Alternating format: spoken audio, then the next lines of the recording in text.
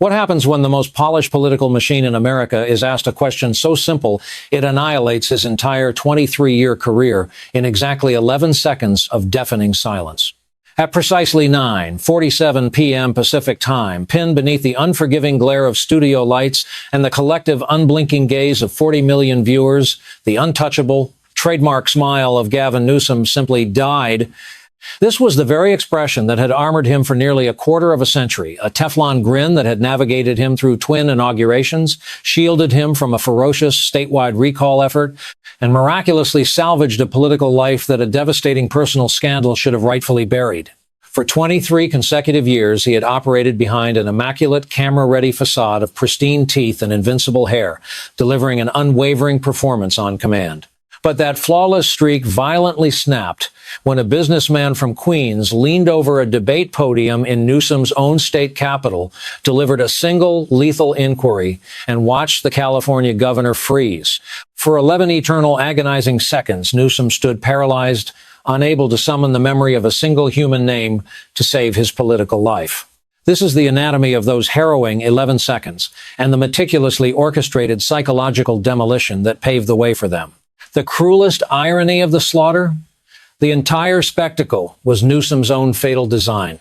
Intoxicated by the soaring hubris of a man who had recently decimated Ron DeSantis on national television, Newsom had publicly dared Donald Trump to step into the arena that April, utterly convinced he could replicate the victory against a vastly larger target.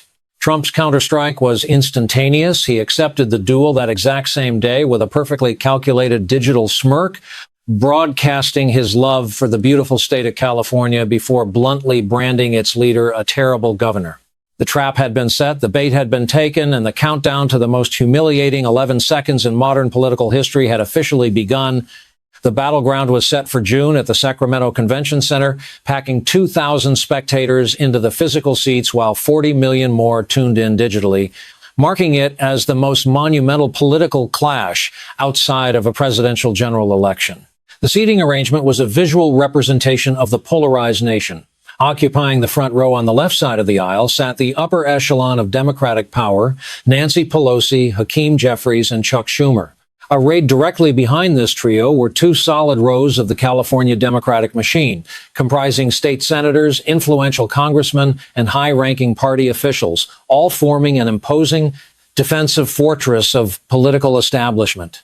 Conversely, the front row on the right flank was anchored by Vice President J.D. Vance, who sat with a leather-bound notebook open deliberately across his lap. Flanking Vance was Florida Governor Ron DeSantis, his posture rigid, arms tightly folded and jaw clenched in anticipation, alongside Vivek Ramaswamy, who sat perfectly erect, studying the stage with the intense focus of a spectator awaiting the opening bell of a heavyweight prize fight. Governor Newsom made his entrance first, projecting supreme authority in a tailored navy suit paired with a crimson tie, a calculated stylistic encroachment onto traditional Republican aesthetic territory. His signature hair remained undisturbed, his smile blindingly polished. He offered a brief, knowing glance toward Pelosi, who returned the acknowledgement with a single curt nod of approval. Donald Trump emerged moments later, similarly clad in a navy suit and red tie, raising a hand in greeting to the divided auditorium. The room erupted into a cacophony of simultaneous cheers and aggressive boos, a volatile auditory mixture that Trump appeared to completely disregard. Having won the pre-debate coin toss, Newsom earned the right to deliver the opening statement. He rose smoothly, fastened his suit jacket, and approached the podium with the practiced, rhythmic stride of an individual who had rehearsed the exact sequence in front of his bathroom mirror countless times. When Newsom spoke, he abstained from theatrical shouting or aggressive podium pounding. Instead, he adopted the measured, flawlessly smooth cadence of a senior legal partner delivering a devastating closing argument to a captive jury. He began by sarcastically thanking the former president for mustering the courage to enter California, reminding the room that this was a state that had overwhelmingly rejected Trump by a margin of 5 million votes on 2 separate occasions. The jab elicited a gentle ripple of amusement from the Democratic section. Jeffries offered polite applause, while Schumer allowed himself a confident grin. Newsom relentlessly pressed the attack, mocking Trump's discomfort outside of his echo chamber rallies, warning him that tonight he would have to genuinely earn his applause. Allowing the dramatic silence to stretch, Newsom then directly targeted his opponent's vulnerabilities.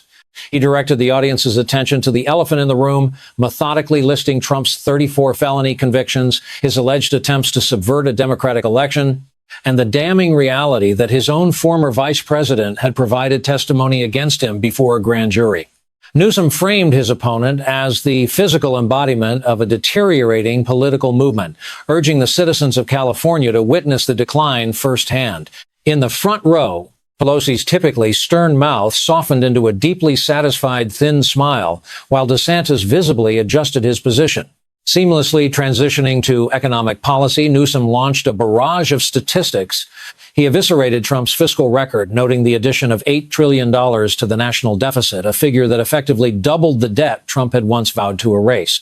He criticized the Republican tax cuts as disproportionately benefiting the top 1% by a staggering 83%, and hammered Trump's tariff policies for penalizing the average American household to the tune of $2,000 annually in inflated costs.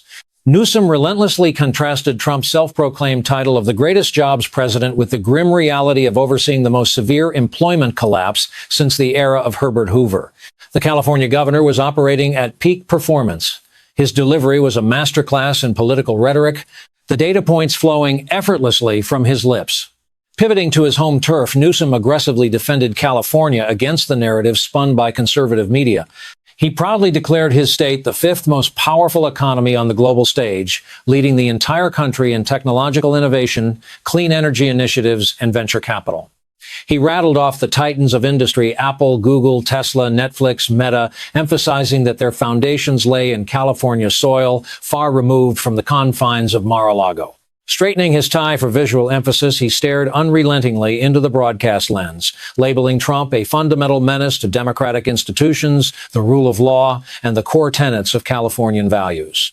Newsom concluded his opener by declaring he had engineered this debate specifically to demonstrate to America how a resolute governor confronts a tyrant. The Democratic flank rewarded him with enthusiastic applause. Pelosi delivered a second affirming nod. Schumer reclined comfortably in his seat, and Jeffries folded his arms, adopting the demeanor of a general whose victory was already assured. Newsom returned to his chair, elegantly crossing his legs, an unwavering smile plastered across his face. Conversely, Donald Trump's reaction had been a masterclass in dismissive stoicism. Throughout the barrage regarding his felony charges, he remained perfectly rigid. When Newsom weaponized the debt statistics, Trump offered an almost lethargic nod of vague acknowledgement. As Newsom boasted of the fifth largest global economy, Trump nonchalantly inspected his cufflinks. He took a protracted, unhurried sip of water. But the true psychological blow occurred during Newsom's meticulously crafted threat to democracy crescendo. A line political consultants had undoubtedly spent weeks refining Trump yawned. It was not a concealed, polite exhalation hidden behind a palm. It was an expansive, dramatically visible, on-camera yawn, radiating the profound exhaustion of a man subjected to a repetitive, meaningless tirade. The Republican front row reacted instantly. Vance quickly masked a smirk with his hand, DeSantis shielded his mouth, and Ramaswamy was forced to gaze upward to suppress outright laughter. When the moderator finally prompted the former president for his rebuttal, Trump rose, approached his stand, and deliberately adjusted the microphone. He locked eyes with the California governor, allowing a heavy, suffocating silence to stretch for 5 agonizing seconds. "Are you done?" Trump finally asked. "Pretty boy."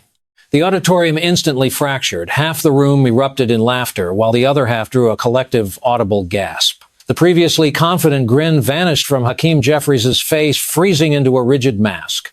On the opposing side, Ron DeSantis uncrossed his arms, leaning into the conflict. And on the pristine visage of Gavin Newsom, the trademark smile briefly short-circuited, flickering wildly like a dying filament before violently reasserting itself. Pelosi's knuckles turned white as her grip subconsciously tightened on her purse strap. Defying conventional debate strategy, Trump entirely discarded defensive maneuvers. He offered no rebuttal to the felony accusations, ignored the catastrophic debt figures, and bypassed the attacks on his tax and tariff records. He allowed the barrage of insults to dangle meaninglessly in the quiet auditorium. Instead, he beamed a radiant smile of his own. He enthusiastically agreed with Newsom's assertion regarding California's economic ranking, mockingly awarding the governor a verbal gold star for overseeing the world's fifth largest economy. Then, with surgical precision, Trump dropped the facade, his tone darkening. If California was indeed such a utopian paradise, he questioned why were its citizens fleeing in unprecedented droves. Newsom lunged forward, defensively categorizing the mass exodus as standard population fluctuations and a normal demographic shift, urging his opponent to consult empirical data over conservative news chyrons. Trump immediately halted him, raising a single, authoritative finger. He annihilated the word normal, forcefully informing the audience that an unfathomable 1.7 million residents had abandoned California under Newsom's tenure. To contextualize the staggering figure, Trump equated it to the total evacuation of Phoenix, Arizona, an entire American metropolis packing up and fleeing Newsom's jurisdiction. Extracting his smartphone, Trump cited the United States Census Bureau directly, highlighting that Los Angeles County, the cultural and climatic crown jewel of the state, had hemorrhaged 322,000 residents. Over 300,000 people, Trump emphasized, surveyed the beaches and Hollywood glamour, only to definitively reject it in favor of states like Texas. Newsom, a seasoned debater, swiftly attempted to counterpunch, arguing that the statistics completely ignored international immigration and insisting that California continually attracted global talent to stabilize its economic foundation. Trump seized the opening with predatory swiftness. Laying his phone down, he weaponized Newsom's defense, accusing the governor of systematically replacing the multi-generational American families who constructed the state with foreign arrivals. He turned the rhetorical knife, asking the live audience if they truly wish to hear their governor confess that his grand strategy for the mass exodus was simply to replace them. A distinct, uneasy murmur rippled through the convention center. Schumer leaned over to an aide, exchanging hushed words that noticeably darkened his expression. Trump escalated the assault, pivoting from departing citizens to fleeing corporate empires. He named the casualties Tesla, Oracle, Hewlett-Packard, Charles Schwab, Palantir. They had all relocated to tax-friendly havens in Texas, Florida, and Tennessee. In a brilliant piece of stagecraft, Trump looked down at the front row and directly asked Governor DeSantis how many California corporations he had personally poached. DeSantis raised a hand, fingers wide. 5, maybe more, sparking raucous laughter from the right flank. Newsom desperately fired back, desperately clinging to the remaining titans. He vehemently argued that Apple, Google, and Meta were still firmly anchored in California, insisting the core innovation economy remained untethered despite Trump's cherry-picking. Holding his phone aloft once more, Trump dismantled the illusion. He conceded that the corporate headquarters remained, but mercilessly exposed that the actual workforce had vanished. The employees, Trump explained, were now operating remotely from cities like Austin, Miami, Nashville, and Boise, escaping an environment where they could no longer afford basic survival. He accused Newsom of merely retaining the hollow corporate logos for tax write-offs while bleeding the actual human capital. In the audience, Ramaswamy shook his head in sheer disbelief, mouthing an awestruck, "Wow." Through the onslaught, Newsom maintained his relentlessly polished cover model smile. Trump abruptly ceased his attack, shifting his gaze from his opponent directly into the broadcast camera. He instructed the 40 million viewers to closely analyze that very smile. Trump highlighted the absurdity of a man beaming joyfully while being confronted with the loss of 1.7 million citizens and the flight of America's greatest companies. Allowing a heavy 3-second silence to amplify the tension, Trump delivered a psychological autopsy. The smile was an involuntary shield. He warned the nation that whenever Newsom flashed his teeth, it was the definitive tell of a politician utterly bereft of an answer. In the VIP section, Jeffries stole a concerned glance toward Pelosi, whose stony demeanor remained unchanged, but the fracture was visible. Trump then anchored his hands firmly on the podium, preparing to cross a line that California voters had never forgiven. He invoked a specific date, November 6, 2020. On camera, the muscles in Newsom's jaw instantly tightened, casting a brief, dark shadow across his features. Trump painted a grim, visceral picture of a state plunged into the darkest abyss of the COVID-19 pandemic. He recounted how Governor Newsom had not requested, but ruthlessly mandated that his citizens remain confined to their homes. He reminded the audience of the ban on indoor dining, the prohibition of multi-household gatherings, and the cruel reality that millions of Californians were legally barred from sharing Thanksgiving meals with their own flesh and blood. Trump vividly described the collateral damage: shuttered restaurants, bankrupt small businesses representing decades of sweat equity, and isolated children forced to stare at agonizing Zoom screens for 8 hours a day. The psychological toll, the depression, the loneliness, the total financial ruin of ordinary people hung heavy in the room. Trump paused, letting the crushing weight of the despair settle over the crowd. Then he delivered the juxtaposition. On that exact same evening, while his constituents suffered under draconian edicts, Governor Gavin Newsom secured a table at the ultra-exclusive French Laundry in Napa Valley.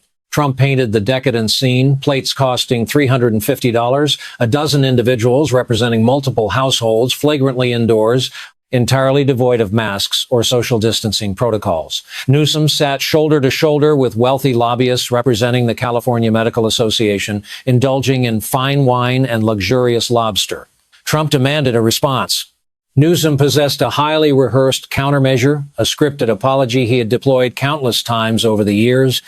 He rapidly recited his lines, classifying the dinner as a grave mistake, asserting that he was entirely in the wrong, and insisting he took total ownership of his actions. Trump mocked the buzzword owned, swiftly pivoting to the core deception. He reminded Newsom that his initial defense to the media claimed the gathering was strictly outdoor dining. However, investigative journalists from Fox 11 Los Angeles had unearthed photographic evidence proving the governor was ensconced deep inside a private, enclosed room sealed off by sliding glass doors solely because the raucous party was generating too much noise. Trump bluntly accused Newsom of blatantly lying to the public about the very nature of his decadent evening. Newsom desperately attempted to interrupt the onslaught, stammering that the restaurant's boundaries featured sliding doors that had initially been open before later being drawn shut. Trump mercilessly ridiculed the semantic defense, pointing out that regardless of the architectural mechanics of the doors, the photographic proof showcased 12 unmasked elites packed together, consuming expensive steaks in a sealed environment. Suddenly, Trump stripped away his trademark showmanship, his demeanor turning remarkably solemn. He clarified that the hypocrisy of the meal was not the true source of his outrage, conceding that all politicians, including himself, were fallible. The true obscenity, Trump thundered, was the agonizing contrast between the governor's lobster dinner with a lobbyist not even a genuine friend and the unimaginable suffering of the citizenry on that precise night. Trump narrated the heartbreak. A son in Sacramento forbidden from visiting his dying mother's bedside due to state mandates. A grieving Los Angeles family denied the right to bury their grandmother with more than 10 mourners. A devastated Fresno restaurateur staring at the ceiling at 3:00 a.m., utterly bankrupted by the governor's closure orders after 23 years of toil. Newsom aggressively reiterated his practiced apology, repeating his mantra of taking full responsibility. Trump ignored the sentiment, demanding to know if Newsom had ever issued an apology for the lockdowns themselves. Did the governor apologize to the 6 million students condemned to a year of digital isolation? Did he apologize to the 10,000 independent restaurants that were systematically eradicated in California? Silence reigned. Trump then twisted the rhetorical knife further, inquiring about the educational status of Newsom's own children while public facilities were padlocked.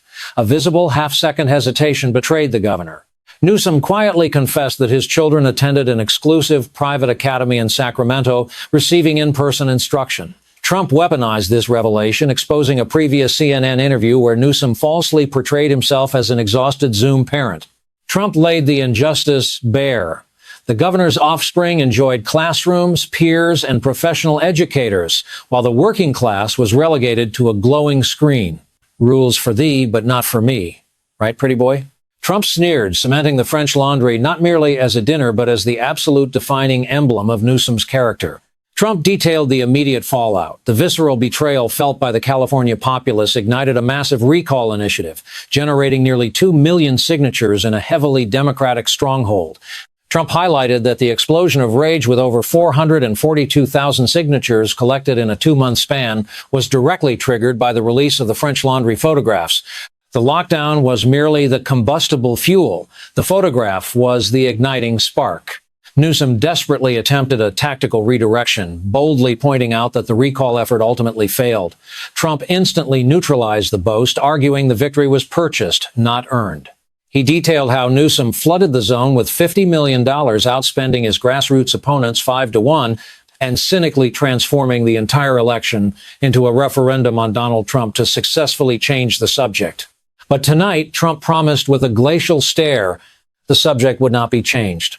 In the front row, the invisible panic began to manifest physically. Senator Schumer leaned over, whispering urgently to his aide. The staffer stood, secured his jacket, and quietly slipped out through a side exit, completely undetected by the broadcast cameras, but highly visible to the surrounding VIPs. Jeffrey ceased his confident nodding, dropping his gaze to study his folded hands in his lap, and Nancy Pelosi executed an almost imperceptible, ominous maneuver. Shifting her purse from her lap to the vacant seat adjacent to her, the universal body language of a powerful individual preparing for an immediate departure. Newsom's reflexive, camera-ready smile returned, but Trump had successfully conditioned the audience. Trump pounced on the micro-expression, questioning the governor's disturbing compulsion to grin while discussing mass exoduses and devastating lockdowns. He dropped his vocal register, delivering a chilling, unsmiling promise to the auditorium. He would inevitably locate the precise mechanism required to extinguish that smile before the night concluded. It wasn't a comedic jab.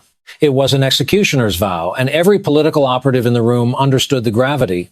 Transitioning back to fiscal matters, Trump addressed the heavily touted fifth largest economy, preparing to dissect Newsom's stewardship of state funds. Producing his phone again, he aimed his crosshairs at California's Employment Development Department, EDD, during the height of the COVID crisis. Trump explained that the agency's sole purpose was to serve as a financial lifeline for citizens legally prevented from earning a living by the governor's own mandates. Instead, Trump revealed the EDD funneled an incomprehensible $33 billion directly into the hands of international criminals.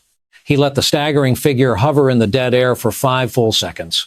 This wasn't standard bureaucratic waste. This was capital flowing to organized crime syndicates and state-sponsored cyber terrorists, including a Chinese government operation literally named Wicked Panda.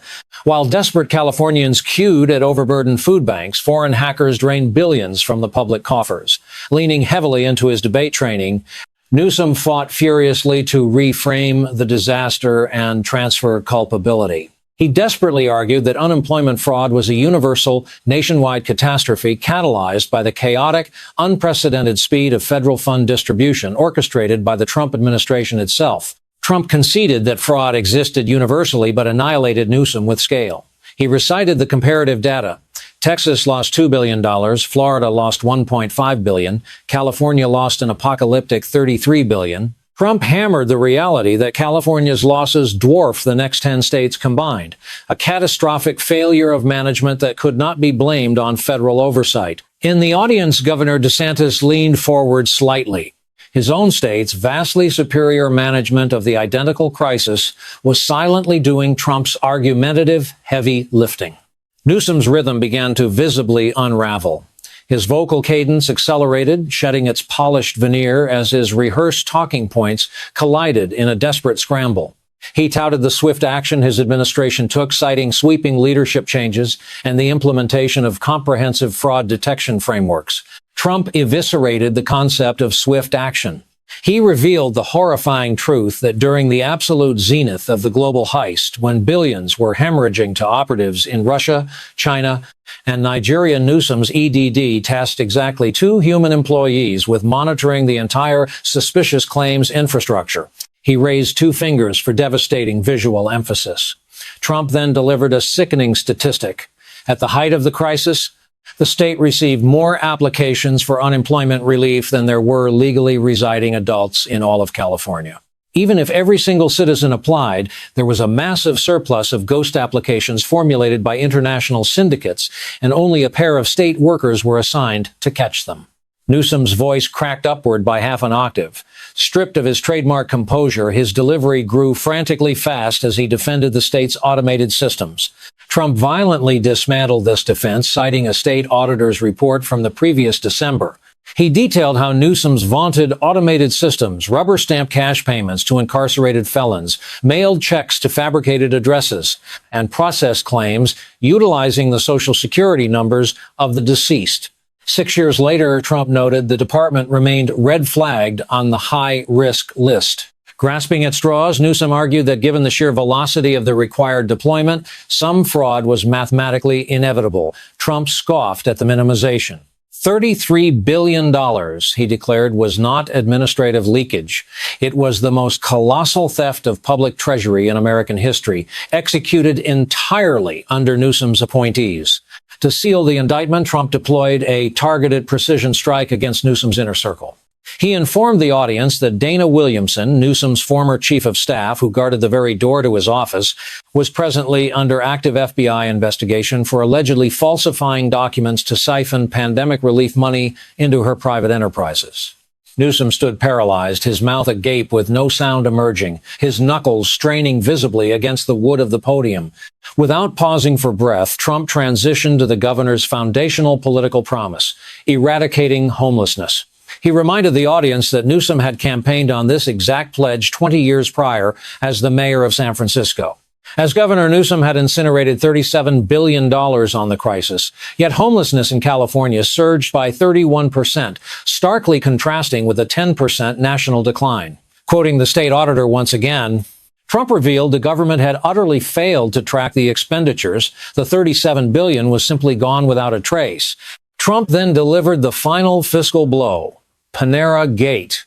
He outlined how Newsom had signed a sweeping minimum wage mandate that conveniently contained a hyper-specific exemption directly benefiting Panera Bread. The largest franchise owner of the chain in California was Greg Flynn, Newsom's personal friend and massive financial patron. Slowly counting on his fingers for maximum auditory impact, Trump tallied the devastation: $33 billion stolen, $37 billion vanished into the ether, and sweeping financial exemptions granted to a billionaire donor. $70 billion had evaporated under Newsom's watch, transforming the boast of a top 5 economy into a grotesque punchline. The Democratic front row finally began to physically fracture. 2 California congressmen quietly stood in the second row, avoiding eye contact with their peers or their governor, and silently exited through separate doors. Though the broadcast cameras missed the exodus, the immediate surrounding section felt the chilling void of the abandoned chairs. Schumer shifted to the extreme edge of his seat, abandoning the backrest entirely, adopting a sprinter's stance for immediate departure. Jeffries locked his eyes onto Pelosi. The former speaker remained seated, but she now gripped her purse tightly in her hands, a definitive pre-launch sequence. On the Republican side, however, the ranks held completely firm. Vance exchanged written notes with an impressed DeSantis, while Ramaswamy openly shook his head in sheer, unadulterated astonishment. When Trump resumed speaking, the entire atmosphere of the convention center warped. He stripped away the bombastic entertainer and the aggressive counterpuncher. His vocal pitch dropped significantly, his pacing slowed to a crawl, and an unnerving, heavy quiet blanketed the arena. Trump announced he had a final topic to address, prefacing it with a rare claim of reluctance. He insisted he despised resorting to personal attacks during debates, preferring the safety of economic and border policy. However, he noted, since Newsom had eagerly crossed the Rubicon by branding him a felonious threat to democracy, the rules of engagement demanded that the governor's own character be subjected to the identical microscopic scrutiny. Trump transported the narrative back to 2005. Newsom was 40 years old, reigning as the mayor of San Francisco. Trump introduced a name into the public record, Alex Tork. The physical transformation of Gavin Newsom was neither explosive nor theatrical. It was a horrifying, microscopic collapse. The muscles anchoring his eyes went completely dead. The perpetual low-voltage performance that had animated his features since he first stepped onto the stage, and indeed for his entire public life, instantaneously ceased. Stripped of the political varnish and the magazine cover bravado, Gavin Newsom's face was suddenly just a face. It was the hollow, terrified visage of a man confronted with a ghost he had spent 19 desperate years attempting to bury. Trump painted a portrait of ultimate loyalty. Alex Tork was Newsom's deputy chief of staff, his brilliant campaign architect, and the mastermind behind his most celebrated initiative, Project Homeless Connect. For a decade, Tork had been Newsom's closest confidant, sharing ball games, intimate dinners, and unwavering political devotion. He was, Trump emphasized, the governor's absolute best friend. The detonation in the front row was immediate. Nancy Pelosi stood up. She offered no parting words, refused to look toward the stage, and ignored her surrounding colleagues. She simply turned and marched toward the exit. The sharp, rhythmic clicking of her heels captured perfectly by the boom microphone. 40 million Americans listened to the auditory evidence of the most powerful woman in Democratic history abandoning ship. The heavy exit door clicked shut, leaving an empty void at the exact epicenter of the Democratic VIP fortress. Trump didn't need to acknowledge the visual. The broadcast directors had already cemented the image of the vacant chair into the national consciousness. Trump mercilessly continued the narrative. Alex Tork was married to a woman named Ruby Rippy Tork, who served in Newsom's own office as his appointment secretary. She was a subordinate, the young wife of his most fiercely loyal ally. The entire office functioned on a foundation of profound trust, and Governor Gavin Newsom, Trump declared, systematically violated that trust by engaging in a protracted sexual affair with his best friend's wife. Trump let the grotesque reality hang suspended over the audience. He didn't mock the situation. He framed it as a profound moral failure. He emphasized the monstrous betrayal. While Alex Tork was sacrificing his evening's cold-calling donors, aggressively defending Newsom to hostile journalists, and literally building the political foundation that elevated Newsom to power, the mayor was actively sleeping with Tork's wife inside his own government office. Trump's tone shifted into a space of brutal, unvarnished honesty. He openly acknowledged his own heavily documented moral failings, his highly publicized divorces, and his tabloid scandals, explicitly refusing to masquerade as a paragon of virtue. However, Trump drew a definitive, impenetrable line. He swore before the audience that despite all his flaws, he had never committed an act of such profound, intimate treachery. He argued that regardless of power, intoxication, or physical vanity, there remained certain sacred boundaries that a decent man simply refused to violate, and Newsom had shattered them completely. Dead silence entombed the auditorium. Senator Chuck Schumer stood, methodically buttoned his jacket, and wordlessly traced the exact escape route Pelosi had carved 30 seconds prior. The heavy door secured itself behind him, adding another glaring vacancy to the front row. Trump detailed the gruesome aftermath. The affair was not discovered via a noble confession by Newsom, but rather because Ruby Tork had entered a rehabilitation facility for substance abuse. Bound by the fundamental requirements of recovery, she was forced to provide her husband with absolute honesty. She performed the honorable act that Newsom was entirely incapable of executing. She told the truth. On January 31st, 2007, a devastated Alex Tork walked into the mayor's office, stared into the eyes of the man he had served for 10 years, and immediately resigned. Trump mocked the brevity of Newsom's subsequent 2-minute press conference, directly quoting the governor's hollow apology, where he admitted the rumors were entirely factual and expressed deep sorrow. As Trump spoke, 2 more Democratic officials quietly fled the second row, vanishing through side doors. Trump then exposed the secondary layer of deception. To salvage his political survival, Newsom had cowardly weaponized the disease of addiction, informing the press that he was battling severe alcohol dependency. He publicly pledged to enter a treatment program, exploiting the inherent decency and forgiveness of the Californian public to secure a second chance. Yet, Trump revealed 11 years later during a 2018 interview with the Sacramento Bee, an arrogant Newsom felt secure enough to admit the entire narrative was a fabrication. Holding his phone aloft, Trump read the devastating quote directly. "There is no rehab. I just stopped. There was no treatment. No, nothing related to any of that stuff." Trump framed the magnitude of the lie. Newsom had actively exploited the promise of seeking medical help as a convenient smokescreen for seducing his best friend's wife, allowing an entire state to believe he was healing, only to boastfully retract the claim a decade later when he assumed the public had stopped caring. It was the exact same brand of pathological deception deployed during the French Laundry incident. In the front row, Hakeem Jeffries finally broke, dropping his chin to stare blankly at his own footwear. Trump delivered the kill shot by quoting Newsom's own 2018 gubernatorial opponent, calling it the most profound truth ever uttered regarding the man. Trump asked the devastating question, if you can't trust Gavin with his best friend's wife, how can you trust him with your state? Trump anchored his gaze squarely on Newsom, declaring that trust, not GDP statistics, not economic rankings, and certainly not a rehearsed smile, was the singular issue the American electorate needed resolved tonight. He ran through the casualty list of those who had placed their faith in the governor, the betrayed best friend, the citizens who believed the fabricated rehab narrative, and the desperate families who obeyed the lockdown edicts while the governor feasted on luxury seafood. Can anyone, Governor, can anyone trust you? Newsom desperately gripped the podium, his knuckles turning a sickly shade of white. His brain attempted to reboot the teleprompter cadence, the deeply ingrained musical rhythm that had successfully navigated him through 1,000 hostile press environments. He mechanically began to repeat his tired phrase regarding taking full responsibility. But the smile was completely dead. For the very first time in his meticulously curated national existence, Gavin Newsom was captured on camera with a clenched jaw and soulless, flat eyes.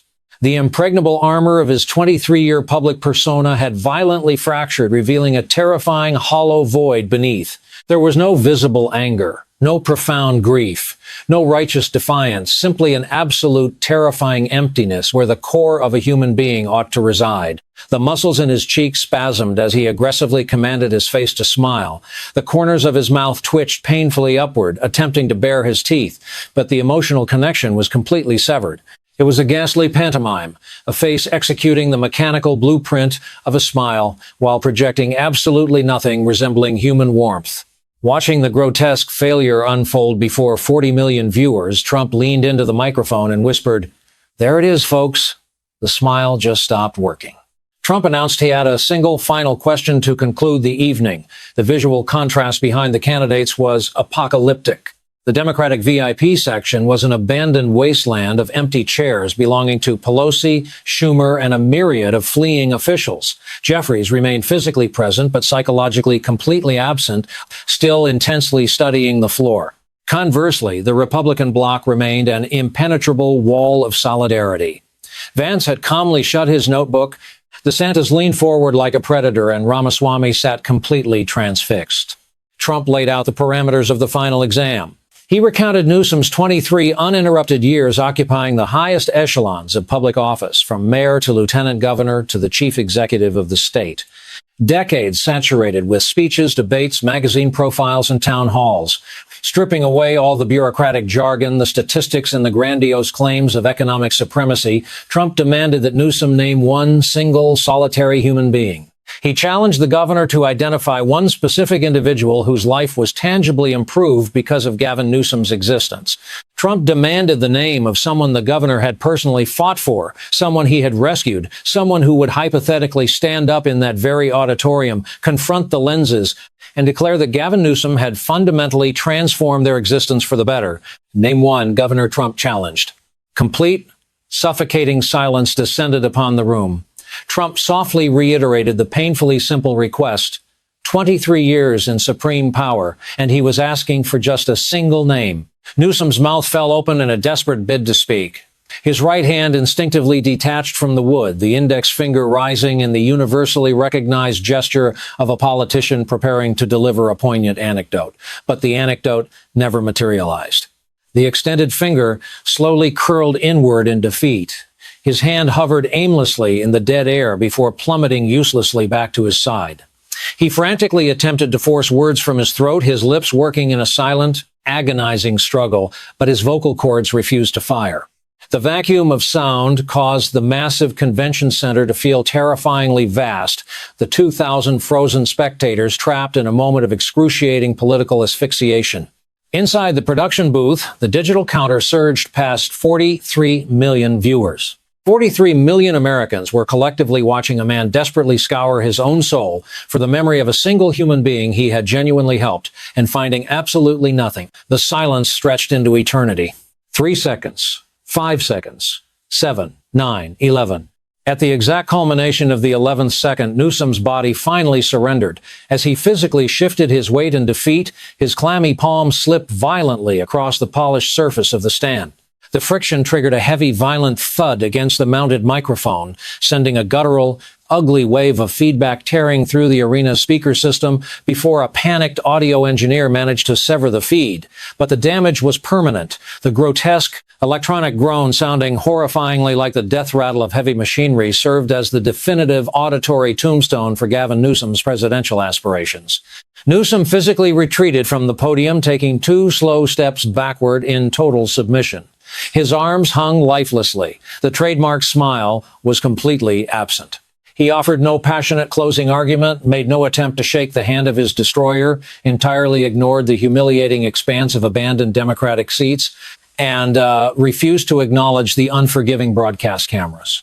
I think I have said everything I need to say tonight. He mumbled, his voice stripped of all resonance, sounding eerily like a hollow echo emanating from the damp bottom of a deep well. He pivoted and marched off the stage, disappearing through a side exit. The heavy door secured itself behind him with a final, definitive click captured by the boom microphone, an auditory period placed at the end of his career for 40 million listeners to process. In the immediate aftermath, Hakeem Jeffries finally hauled himself upright, secured his suit jacket, and marched toward the exits without daring to cast a backward glance at the graveyard of empty chairs he was abandoning. The sole remaining occupant of the Democratic VIP sector was a junior assemblywoman sitting completely isolated in the 4th row, utterly paralyzed by indecision, staring blankly at the vacant seat beside her, choosing to stay in an environment where remaining felt like a punishment. Across the central aisle, the Republican bloc had not surrendered a single inch of ground. Vance calmly tucked his pen away, and DeSantis leaned over to Ramaswamy, muttering a comment shielded from the audio feeds. Slowly, Ramaswamy initiated a measured, deliberate clap. A single ally joined the rhythm, expanding to 5, then 20, until the entire conservative half of the auditorium was standing in applause. It lacked the chaotic, raucous energy of a campaign rally. It was a grave, methodical, and profoundly serious ovation from an audience fully aware they had just witnessed a historical execution they would carry to their graves. Trump grasped his microphone one final time. He addressed the room, stating his intention was to speak to California, and he was confident the state had absorbed the necessary message. He gestured toward the abandoned Democratic flank, offering a brutally condescending epitaph.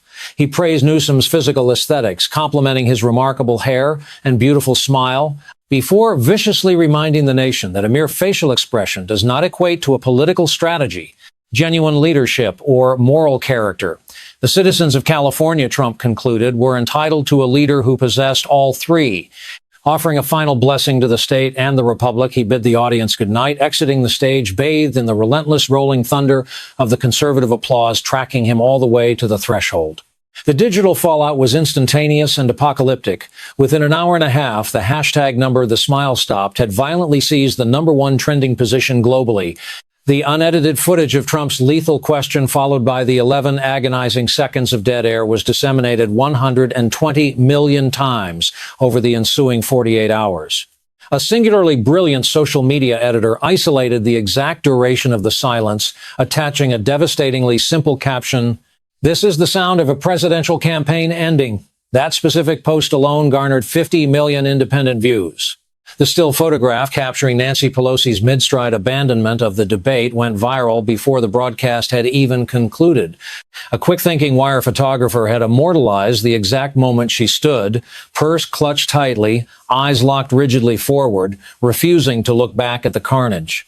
By dawn, the image commanded the front page of virtually every major publication across the United States. The Washington Post weaponized the photo above the fold, accompanied by a solitary, catastrophic word, exit. Fox News operated a continuous, unbroken banner for 18 straight hours, declaring that Trump had dismantled Newsom in Sacramento. The media post-mortems were equally brutal. CNN's exhausted debate panel spent 2 excruciating hours attempting to construct a survivable narrative, a futile effort that ended when Jake Tapper plainly confessed on live television that it was impossible to politically spin 11 straight seconds of absolute silence. Over on MSNBC, a deeply panicked Democratic strategist abandoned all pretense, staring into the camera and demanding the immediate selection of a new standard bearer for 2028, apologizing for the bluntness, but acknowledging the undeniable reality. That frantic plea accumulated 30 million views by sunrise. Newsom's presidential polling metrics simply vaporized. Within a mere 72 hours, a rapid response CNN poll documented his catastrophic plummet from the undisputed frontrunner at 31% straight down to a humiliating fourth place, languishing at 9%, hopelessly trailing Gretchen Whitmer, Josh Shapiro, and Wes Moore. The institutional abandonment was swift and merciless. Pelosi's press apparatus issued a glacial single-sentence statement the following morning, coldly noting that the Speaker Emerita had merely attended a portion of the event before departing during a pre-planned intermission. Not a single soul within the Beltway of Washington, nor anyone residing outside of it, feigned belief in the transparent fiction. Senator Schumer's office opted for total radio silence, releasing absolutely nothing. When cornered by aggressive reporters demanding to know if Newsom remained a viable candidate for the next cycle, Hakeem Jeffries offered a masterclass in political distancing, stating only that the governor had much to offer the party. The critical word viable was intentionally, glaringly omitted from his vocabulary. Sensing blood in the water, Michigan Governor Gretchen Whitmer's Political Action Committee aggressively posted an urgent public notice seeking a national campaign director within 3 days of the slaughter. She strategically avoided mentioning Newsom's name in any public capacity. The silence itself was the ultimate alpha move. Ron DeSantis, who had previously engaged Newsom on Fox News the prior November in an encounter largely perceived as a strategic loss for the Floridian, was ambushed by reporters in Tallahassee the morning after the debate. Allowing a deliberate pause to build tension, DeSantis admitted that while sharing a stage with the California governor was a thoroughly miserable experience, he had to concede a profound truth. The former president, DeSantis, noted with grim admiration, had successfully located the one mechanism he himself had failed to uncover. He had found Newsom's off switch. That soundbite alone generated 12 million shares. Capitalizing on the momentum, the Republican National Committee immediately purchased airtime across 16 critical battleground states. Their 30-second advertisement was a masterpiece of psychological warfare. It utilized zero voiceover narration, featured no ominous musical score, and deployed no partisan messaging. It simply displayed a tight framing of Newsom's terrified face at the podium, superimposed with the text, "Name one person," followed by the unedited, excruciating 11 seconds of dead air. It became universally recognized as the most devastatingly effective political advertisement of the entire electoral cycle, with focus groups across Pennsylvania, Michigan, and Wisconsin overwhelmingly rating it the most persuasive media assault witnessed since the 2008 campaigns. At 2:00 a.m., while the ghost of his past maintained a deafening, impenetrable silence, Governor Gavin Newsom locked himself inside a sterile $800 a night hotel bathroom to watch his political empire burn. Ignoring the relentless vibration of a phone flooded with desperate calls from his wife, his panicked staff, and a circling media, Newsom stared into the harsh vanity mirror and commanded his face to form its iconic, camera-ready smile. But the machinery was broken. The smile was completely dead, extinguished by a brutal national television execution just hours prior.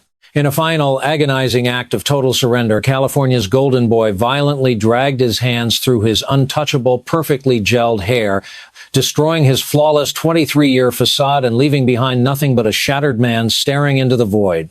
Retrieving his relentlessly buzzing phone from the cold marble, he bypassed the frantic messages from his wife and panicked staff. His thumb, scrolling agonizingly through a digital graveyard of allies until it froze over a name untouched for 19 brutal years, Alex Turk. Paralyzed by the impossible scenarios of a drafted apology or the devastating reality of his former best friend hearing his own betrayal weaponized before 40 million people, he ultimately surrendered to the totality of his destruction and placed the device face down without pressing call. Plunging the bathroom into darkness, he retreated to the suite and collapsed rigidly atop the untouched bed covers, fully clothed in his tailored suit, his hollow gaze drifting toward the expansive window where the California State Capitol dome glowed majestic and gold against the pitch-black sky, the very monument where he had taken 2 oaths, woven grand promises, and spent 8 years obsessively plotting his ascension to a larger dome in Washington. As he finally closed his eyes, the golden glow persisted outside the glass, but the trademark smile never returned. But what happens when the political machine is forced to rebuild overnight, and who will the establishment crown as their new savior for 2028? The fallout from these 11 seconds is just beginning, so make sure to hit that subscribe button, turn on notifications, and join us in the next video as we pull back the curtain on the ruthless backroom deals already taking shape.